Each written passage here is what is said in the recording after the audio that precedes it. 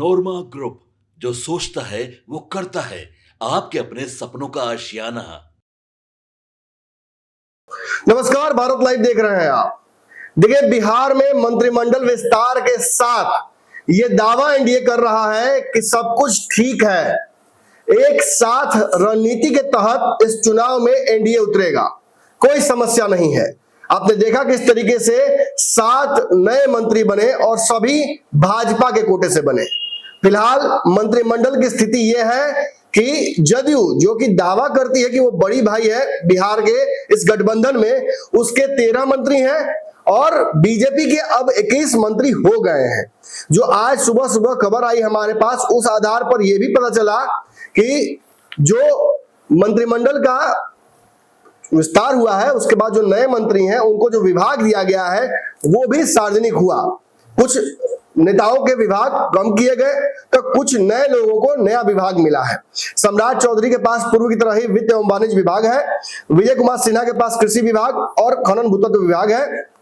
प्रेम कुमार के पास सहकारिता विभाग है। रेणु देवी के पास पशु मत्स्य एवं संसाधन विभाग है। मंगल पांडे के पास स्वास्थ्य विभाग और विधि विभाग है। नीरज कुमार बबलू के पास लोक स्वास्थ्य और अभियंत्रण विभाग है। नीतीश मिश्रा के पास उद्योग विभाग है। नितिन नवीन के पास पथ निर्माण विभाग है।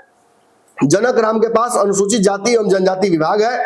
हरि सहनी के पास पिछड़ा एवं अति पिछड़ा वर्ग कल्याण विभाग है।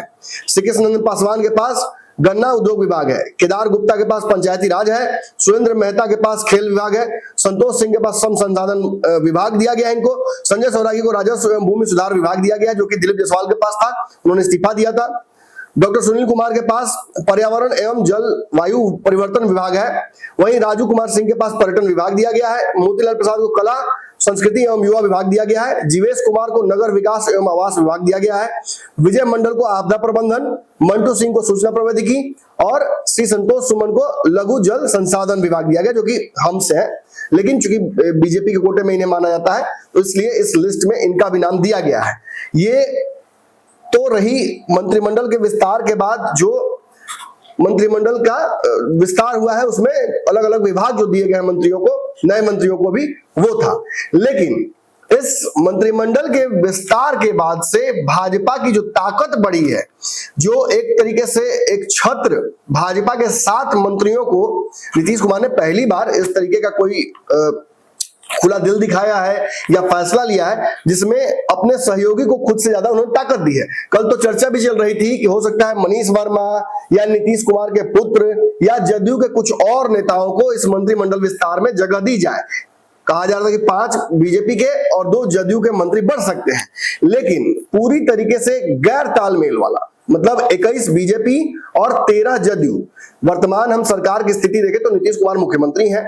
जदयू काफी अग्रेसिव है। आपने देखा था कुछ दिनों पहले जब अमित शाह का बयान आया था इन चुनाव के बाद हम मुख्यमंत्री तय करेंगे, उस पर सीधे तौर पर जदयू ने एक पोस्टर वॉर किया था और कहा था जब बात बिहार की हो तो नीतीश कुमार का ही नाम हो। अभी कल ही नीतीश कुमार के पुत्र ने भी इस बात को फिर से दोहराया। निशांत ने यह कहा कि जल्द से जल्द हमारे पिता का नाम एनडीए को घोषित कर देना चाहिए, कंफ्यूजन ना रहे जनता के बीच में। फिर भी इसके बावजूद वर्तमान मंत्रिमंडल को अगर आप देखते हैं तो ये समझ में आता है कि बड़ा भाई दरअसल कागज पर भले नीतीश कुमार हो, लेकिन संख्या के आधार पर अब बीजेपी हो गई है। इसी पूरे मामले पर राजद ने हमला करते हुए, राजद की जो प्रवक्ता है एजिया यादव, उन्होंने सीधे तौर पर हमला किया है और ये कहा है कि यह नीतीश कुमार का दीनहीन स्थिति बताता है। यह बताता है कि नीतीश कुमार की पार्टी अब उनके कंट्रोल में नहीं रही है। उन्होंने आगे बढ़कर यह भी दावा किया कि हमें इस बात की जानकारी है कि नीतीश कुमार के 2 दर्जन विधायक अब भाजपा के संपर्क में आ गए हैं, अमित शाह के संपर्क में है। जो खेल अमित शाह करना चाहते थे वो खेल हो चुका है। इसीलिए बार बार नीतीश कुमार नरेंद्र मोदी के चरणों में बार बार प्रणाम कर रहे हैं ताकि उनकी कुर्सी न छीन ली जाए। इसीलिए निशांत को भी लाया गया है। अब ये सारी रणनीति एक्सपोज हो चुकी है। जो विधायक है नीतीश कुमार के 2 दर्जन, वो भाजपा के साथ बहुत पहले से ही हो गए हैं। और रही बात बिहार में नीतीश कुमार के करीबियों की, तो नीतीश कुमार के 4 करीबी नेता, टॉप ब्रास, जो टॉप नेता है नीतीश के जदयू के, वो सब अब भाजपा की बोली बोल रहे हैं, भाजपा के साथ कॉम्प्रोमाइज हो चुके हैं। इनके हर फैसले में भाजपा का ही हित है, ना कि नीतीश कुमार का। ऐसे में नीतीश कुमार अब केवल कागज पर ही मुख्यमंत्री रह गए हैं और रही कुछ जो बची कुछ कसर है वो आने वाले 1 से 2 हफ्ते में पूरी हो जाएगी। नीतीश कुमार के विधायकों को जैसे ही भाजपा अपने पाले में करेगी, मंत्रिमंडल में भी चूंकि कैबिनेट में बड़ा हिस्सा अब भाजपा का है, तो उस आधार पर कैबिनेट की बैठकों में भी अब भाजपा का ही मुख्यमंत्री दे दिया जाएगा। यानी अमित शाह बिहार में जल्द ही कोई खेल पलटेंगे, इन 2 दर्जन विधायकों को जदयू के अपने पाले में करेंगे और नीतीश कुमार को पलटकर बिहार में अपना मुख्यमंत्री भाजपा देगी।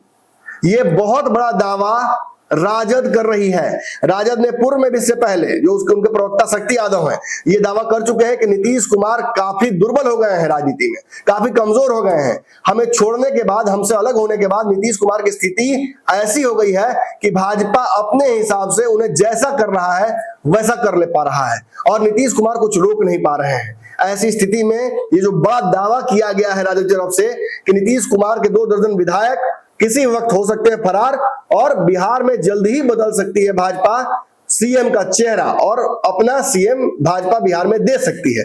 इस बयान से कितना इत्तेफाक आप रखते हैं, कमेंट सेक्शन में अपनी राय दीजिए। खबरों का सिलसिला लगातार जारी रहेगा। धन्यवाद। आपके सपनों को हमने सजाया है, ई होम्स पैनोरमा को हमने बनाया है। ई होम्स मेरा एक सपना था जिसपे मैं पिछले 4 साल से काम कर रहा था।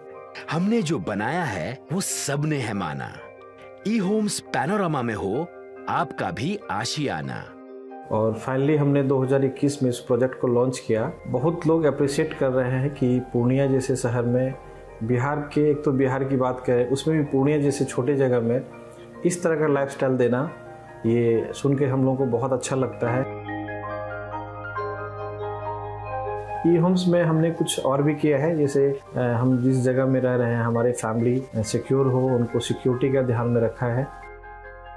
आपकी सुविधा और सुरक्षा आपके लिए खास है, ये आपका विश्वास है। इसमें आर्टिफिशियल इंटेलिजेंस का 7 लेयर सिक्योरिटी का हमने इस्तेमाल किया है। लस ग्रीन कैंपस को बनाया है। यदि हमारा बाउंड्री वाल है तो वो वर्टिकल गार्डन है।